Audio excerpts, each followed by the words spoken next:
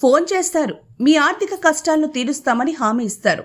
విదేశాల్లో లక్షలు సంపాదించే ఉద్యోగం. జస్ట్ మీరు కొంత డబ్బులు ఇప్పుడు కడితే చాలు అంటారు. అప్పు చేసో తాకట్టు పెట్టో డబ్బులిస్తే ఆ తర్వాత పత్తా లేకుండా పోతారు. ఇలా గల్ఫ్ ట్రావెల్ దందా సాగుతోంది. అయితే ఓ ఎమ్మెల్యేకు ఫోన్ చేసి గల్ఫ్కు పంపిస్తామన్నారు.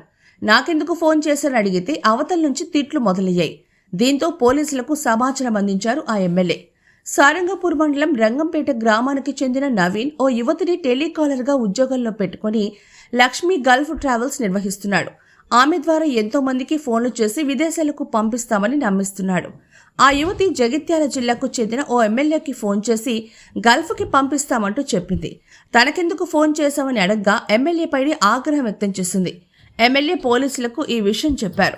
ట్రావెల్స్పై పోలీసులు దాడి చేసి రికార్డులు పరిశీలించారు. అందులో ఎలాంటి అనుమతి లేదని అతనిపై సుమోటో కేసు నమోదు చేశారు.